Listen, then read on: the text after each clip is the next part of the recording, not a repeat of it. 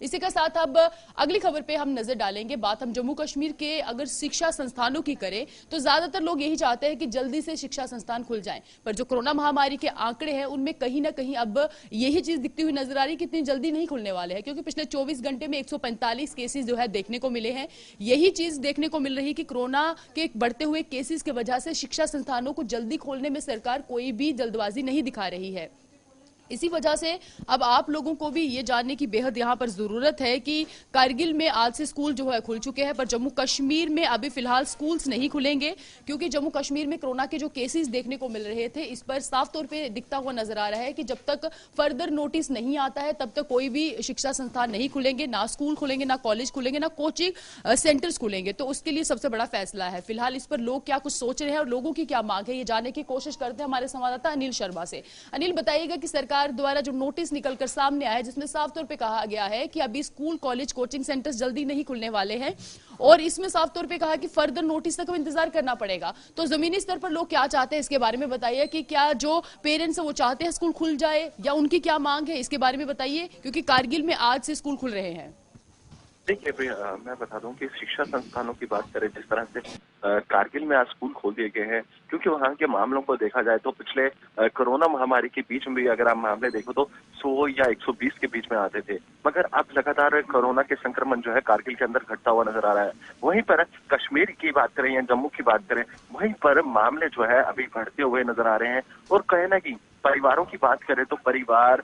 का ये कहना है कि बच्चे जो है लगातार जो है काफी ज्यादा जो है टेंस के माहौल में है और काफी ज्यादा जो है चिड़चिड़ापन जो है वो देखने को मिल रहा है, क्योंकि काफी देर से बच्चे जो है स्कूल के अंदर जो है वो नहीं गए हैं, क्योंकि उसका कारण भी एक देखने को मिल रहा है। और हालांकि जिस तरह से ये कहा जा रहा था कि 1 तारीख हो सकता है कि स्कूल लग जाए, मगर बच्चे काफी ज्यादा खुश थे, क्योंकि जब उन्हें ये पिछले हफ्ते संदेश आया था कि 1 तारीख को जो है स्कूल खुल सकते हैं। हालांकि हाल फिलहाल अभी कोई भी इसी तरह का कोई भी नोटिस जो है जम्मू कश्मीर सरकार के द्वारा जो है वो निकाला नहीं गया है, क्योंकि सरकार ने अभी स्कूल, जितने भी शिक्षा संस्थान है, चाहे वो यूनिवर्सिटीज हैं या फिर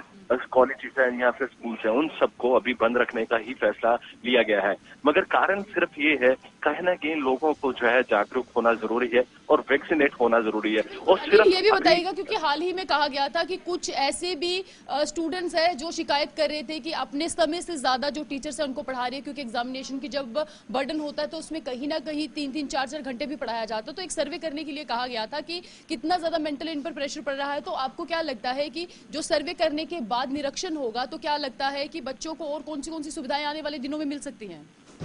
देखिए ना, वही मैंने आपको बताया कि काफी मेंटली पिछले दिनों में हमने काफी बात की थी इसी सब पर, तो वो काफी ज्यादा बच्चों पे जो है स्ट्रेस बनता हुआ नजर आ रहा है। और कारण सिर्फ ये है कि लगातार टीचर्स की तरफ से जो है काफी ज्यादा सिलेबस दिया जा रहा है और काफी ज्यादा बर्डन बनता हुआ बच्चों पर नजर आ रहा है और बच्चे जो है वो टेंस होते हुए नजर आ रहे हैं। हालांकि हाल फिलहाल की बात करें तो जिस तरह से आपने देखा होगा कि अगर हम स्कूल के अंदर जो पढ़ाई होती थी वो तकरीबन 35 से 40 मिनट की हुआ करती थी, और जब ऑनलाइन क्लासेस होती है तो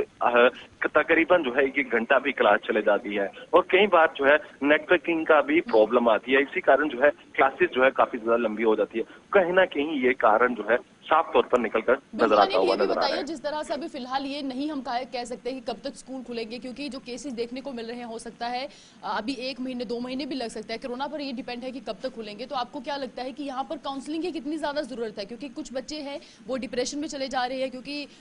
एक्स्ट्रा करिकुलम एक्टिविटीज ना होने की वजह से बच्चे घर में बैठ रहे हैं, ज्यादातर समय ऑनलाइन ही पढ़ाई करनी पड़ती है। तो कितनी ज्यादा मुश्किल हो रही है और सरकार को काउंसलिंग करने की कितनी जरूरत है यहाँ पर? जी देखिए, आपको मैं बता दूं कि सरकार को काफी ज्यादा कोशिश करने की जरूरत है, क्योंकि हाल फिलहाल अगर बच्चों को पूरी तरह से सुरक्षित स्कूलों में पहुंचाना है, ये भी हो सकता है कि कोई बच्चा अगर किसी की पेन का इस्तेमाल कर ले या पेंसिल का इस्तेमाल कर ले, या बच्चा वो बच्चा अगर कोरोना संक्रमित होता है तो काफी बड़ा स्कूल एडमिनिस्ट्रेशन पे और सरकार पर सवालिया चिन्ह खड़े होते हुए नजर आएंगे। क्योंकि लगातार अगर संक्रमण के ग्राफ देखें तो एक बार फिर से ग्राफ जो है वो बढ़ता हुआ नजर आ रहा है जम्मू कश्मीर के अंदर। चलिए, तमाम जानकारी के लिए शुक्रिया। जिस तरह से अनिल ने भी बताया, फिलहाल जमीनी स्तर पर क्या हालात है, क्योंकि जो स्टूडेंट्स हैं वो कहीं ना कहीं खुश होने वाले थे, क्योंकि उनको लग रहा था 31 के बाद कोई ऐसा नोटिस निकलेगा जहां पर हम स्कूल जा पाएंगे। पर कोरोना के केसेस जो आ रहे हैं, सरकार को भी आम जनता की सुरक्षा के लिए, उन बच्चों की सुरक्षा के लिए अभी थोड़ी देरी करनी पड़ेगी, क्योंकि अगर तीसरी लहर आती है तो उसमें सबसे ज्यादा नुकसान बच्चों और महिलाओं को होगा। यही कारण है कि सरकार जो है पूरी तरह से एहतियात बरत रहा है, और इतनी जल्दी कोई जरूरत भी नहीं है स्कूल खोलने, क्योंकि ऑनलाइन एजुकेशन के लिए भी गाइडलाइन सामने आई है। अगर कोरोना के केस बढ़ते हैं तो तीसरी लहर में जो है और ज्यादा नुकसान हो सकता है, क्योंकि दूसरी लहर से सबक लेने की यहां पर जरूरत है। क्योंकि जम्मू कश्मीर में सिर्फ 2 ही ऐसे डिस्ट्रिक्ट है जहां पर पिछले 24 घंटे में कोई केस देखने को नहीं मिला था, और बाकी की अगर बात करें तो 145 जो है वो केसेस देखने को मिले थे। यही कारण है कि जम्मू कश्मीर में वो कहीं ना कहीं अभी थोड़ी और देरी हो सकती है।